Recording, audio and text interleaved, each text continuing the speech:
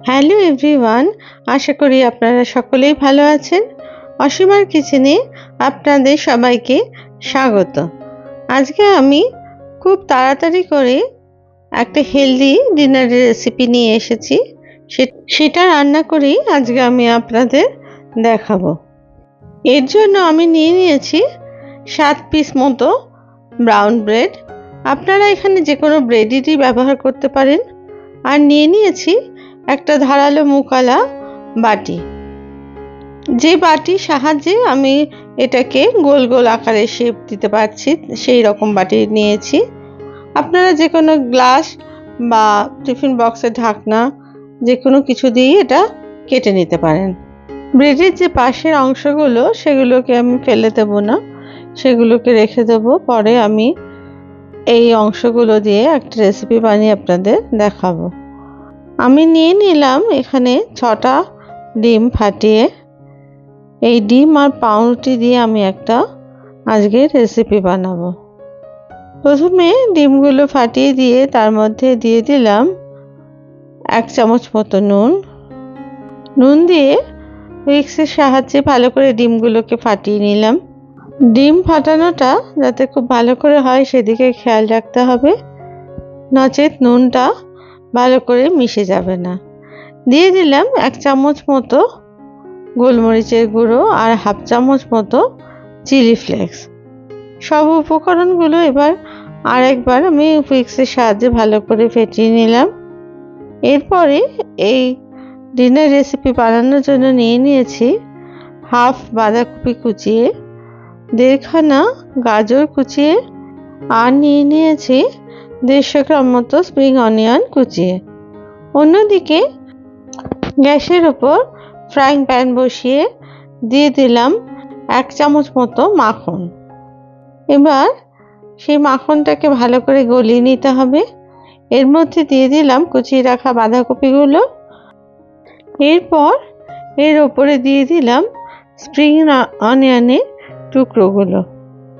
এবার 1 চামচ মতো নুন দিয়ে আমি এটাকে 5 মিনিটের জন্য ঢাকা দিয়ে দিলাম, যাতে করে সবজিগুলো একটু সেদ্ধ হয়। 5 মিনিট বাদে আমি ঢাকনাটা খুলে দিলাম, কারণ না হলে সবজিগুলো একদম গলে যাবে, তাতে ক্রাঞ্চি ভাবটা থাকবে না। এরপর ভালো করে একটু নাড়াচাড়া করে দিয়ে আমি ওপরে এবার ছড়িয়ে দিলাম গাজরের টুকরোগুলো। গাজরগুলো একটু ভালো করে নাড়াচাড়া করে সবজির মধ্যে মিশিয়ে নিতে হবে।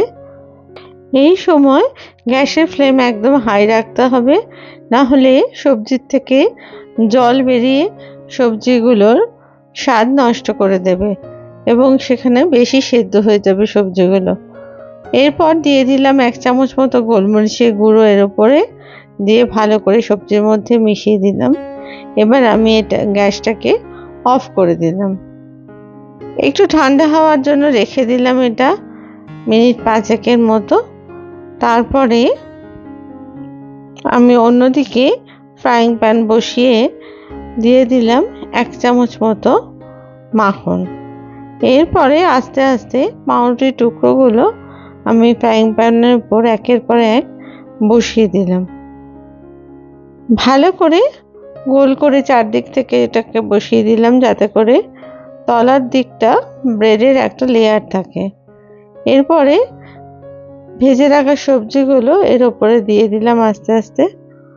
পুরোটা যাতে একদম ভালোভাবে সবজিগুলো দেওয়া হয় সেদিকে খেয়াল রাখতে হবে এবং কোনো দিকে যেন ফাঁকা না থাকে।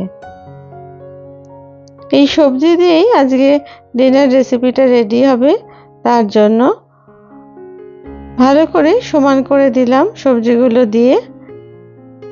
এই সময় কিন্তু গ্যাসের ফ্লেমটা একদম লো রাখতে হবে, না হলে তলা থেকে পুড়ে যাবার সম্ভাবনা থাকবে। দিয়ে দিলাম ওপরে আরেক টুকরো পাউরুটি। আপনারা চাইলে এই পাউরুটিটা নাও দিতে পারেন, এটা সম্পূর্ণ অপশনাল। আমার ইচ্ছে করলো তাই আমি দিয়েছি এটা। আর ওপর থেকে দিয়ে দিলাম আমি এবার ডিমের যে গোলা ছিল সেই অংশটা। ভালো করে চারদিকে হাতায় করে ছড়িয়ে দিলাম ডিমটাকে। এরপর একটা ঢাকনা দিয়ে দিলাম 10 মিনিটের জন্য। আমার ঢাকনাটা একটু ছোট হয়ে গেছিল, যেহেতু ডিমটা একটু ফুলে যাওয়াতে এটা বেড়ে গেছিল, তার জন্য আমি ঢাকনাটাকে একটু চেঞ্জ করে দিলাম। এরপর ঢাকনাটা খোলার পরে আমি ওপর থেকে মোজারেলা চিজ ছড়িয়ে দিলাম এই সবজির ওপরে, দিয়ে আবার ঢাকনা দিয়ে দিলাম মিনিট 5-এর জন্য। মিনিট 5 পর দেখুন আস্তে আস্তে চিজটা গলতে শুরু করেছে। এবার স্প্যাচুলা দিয়ে আমি একটু ছড়িয়ে দিলাম এবং চারদিকটা আস্তে আস্তে ছাড়িয়েও নিলাম। দিয়ে ঢাকনাটা আবার দিয়ে দিলাম মিনিট 5-এর জন্য। মিনিট 5 পরে দেখুন আমি একটু চেক করে দেখলাম হয়েছে কিনা।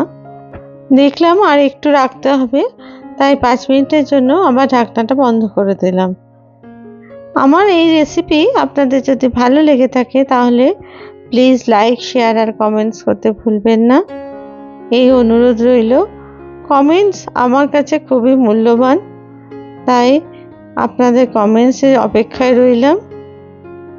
আর আপনারা যদি আমার চ্যানেলে নতুন বন্ধু হন তাহলে আমার চ্যানেলটিকে সাবস্ক্রাইব করে আমার পাশে থাকবেন, আর পাশে থাকা বেল আইকনটিকে প্লিজ প্রেস করে দেবেন, তাতে নতুন রেসিপি দিলেই সহজেই আপনাদের কাছে সেটা পৌঁছে যাবে।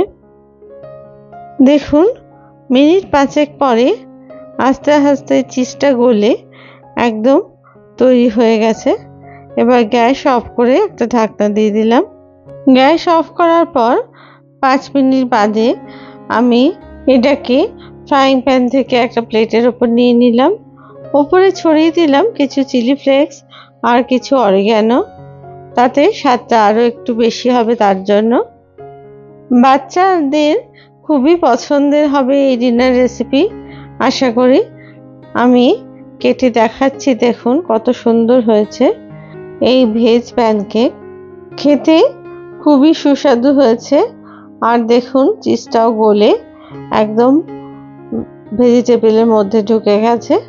আপনারা সবাই ভালো থাকবেন, ধন্যবাদ।